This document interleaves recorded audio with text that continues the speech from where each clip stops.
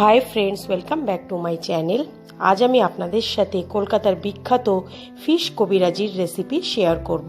রেসিপিটা আপনারা পুরোটা দেখুন, দেখে ভালো লাগলে লাইক করবেন, শেয়ার করবেন। আর যারা এখনও আমার চ্যানেলটাকে সাবস্ক্রাইব করেনি তাদেরকে অনেক অনেক অনুরোধ, আপনারা প্লিজ আমার চ্যানেলটাকে সাবস্ক্রাইব করে আমার পাশে থাকবেন। তাহলে চলুন সময় নষ্ট না করে ফিশ কবিরাজির রেসিপিটা দেখে নিই। এখানে আমি ভেটকি মাছের ফিলে নিয়েছি। আমি একটু মোটা করেই ফিলেটাকে কেটে নিয়েছি। এবার এটাকে আমার ফার্স্টে ম্যারিনেট করতে হবে। আমি একটা মিক্সিং ব্লেন্ডার জার নিয়ে নেব। এতে আমি এক মুঠো ধনে পাতা,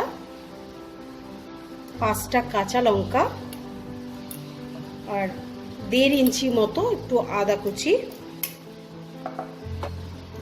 আর একটা রসুন, গোটা রসুন, ছোট দেখে একটা রসুন ছিল, সেই গোটা রসুনটাকে আমি ছিলে নিয়েছি। এটাকে আমি একটা খুব সামান্য একটু জল দিয়ে একটা স্মুথ পেস্ট তৈরি করে নেব। এই মাছটাতে আমি এবার একটা পাতিলেবুর রস অ্যাড করব।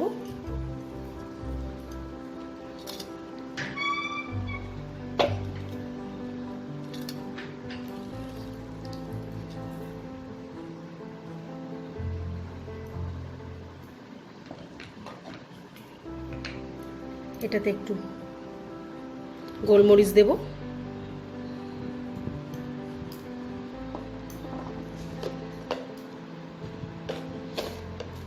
হাফ টিস্পুনের মতো নুন দেব,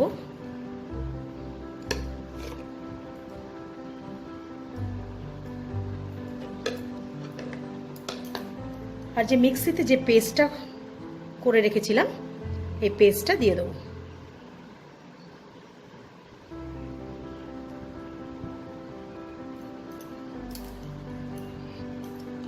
এবার এই মাছটাকে খুব ভালো করে মশলার সাথে মিশিয়ে নিতে হবে।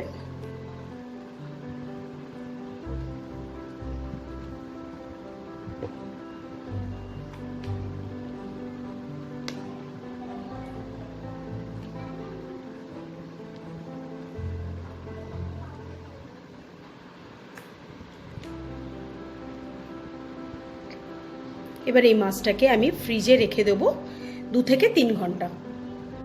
মাছটাকে আমি ফ্রিজের থেকে বার করে নিয়েছি। এখানে একটা বাটিতে আমি কিছুটা কর্নফ্লাওয়ার নিয়েছি, এখানে বিস্কিটের গুঁড়ো নিয়েছি, আর আমি এই বাটিটার মধ্যে 3টে ডিম ফাটিয়ে নেব।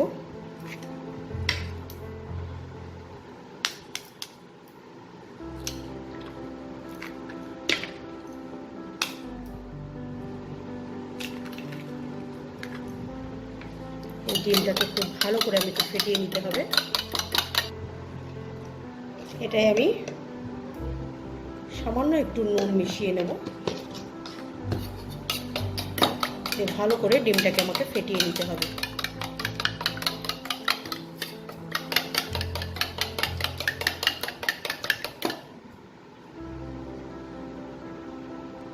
এবার মাছের এই পিসগুলোকে নিয়ে সবার প্রথমে আমাকে এখানে একটু কর্নফ্লাওয়ারের মধ্যে একটু কোট করে নেব, নিয়ে এই ডিমের গোলার মধ্যে চোবাবো।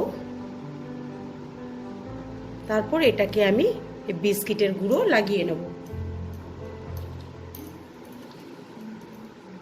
হাত দিয়ে চেপে চেপে আমি এটাতে বিস্কিটের গুঁড়োটাকে লাগিয়ে নেব।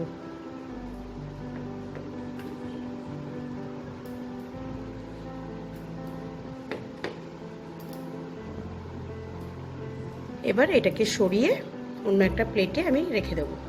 ঠিক এইভাবে আমি প্রত্যেকটা মাছ কোট করে নেব।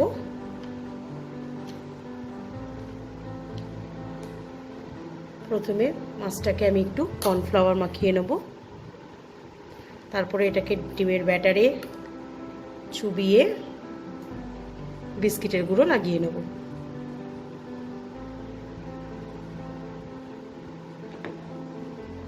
এইভাবে আমি সবগুলো মাছকে কোট করে নেব। মাছগুলোকে সব আমি কোট করে নিয়েছি। এবার যতটুকু ডিমের গোলা আমার বেঁচে গেছে এর মধ্যে আমি 2 টেবিল স্পুন কর্নফ্লাওয়ার দেব, দিয়ে এটাকে আরও একটু ফেটিয়ে নেবো খুব ভালো করে।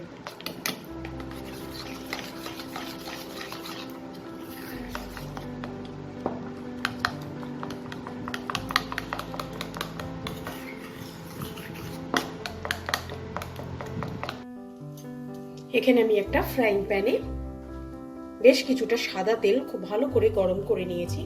এখানে আপনাদেরকে একটা কথা মাথায় রাখতে হবে যে সবসময় এই কবিরাজি বানানোর জন্য একটা চ্যাপ্টা ধরনের ছড়ানো একটা ফ্রাইং প্যান হলে ভালো হয়।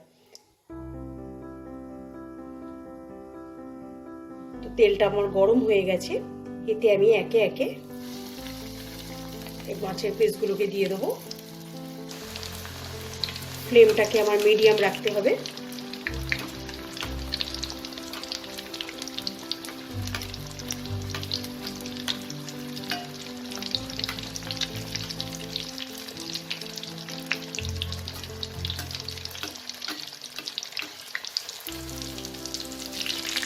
মাছটা দুপাশ থেকে আমার এরকম লাল করে ভেজে নিতে হবে।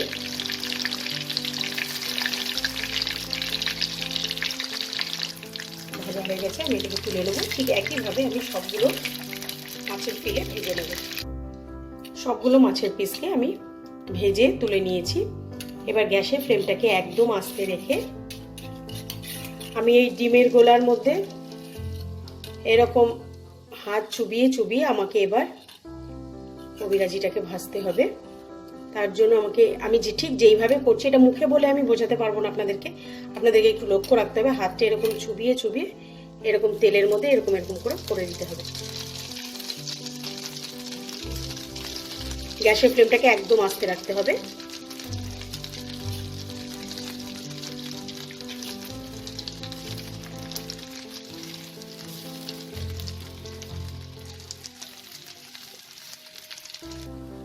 এবার এটার উপরে আমাকে আস্তে করে এটা দিয়ে দিতে হবে। দিয়ে চারিদিক থেকে এই ডিমের এই লেয়ারটাকে দিতে হবে।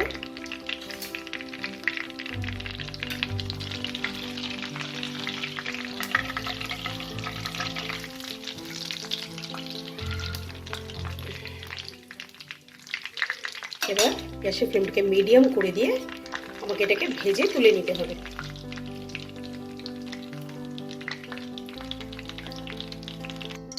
ঠিক একই রকম ভাবে আমি আপনাদেরকে আরেকটা বানিয়ে দেখাচ্ছি। হাতটাকে ডিমের মধ্যে এরকম ভাবে চুবিয়ে আমাকে ডিমের এই জালিটাকে তৈরি করতে হবে। এই জন্যই আমি বলেছিলাম প্রথমে যে যত ফ্ল্যাট প্যান হবে তত ভালো হবে এটা।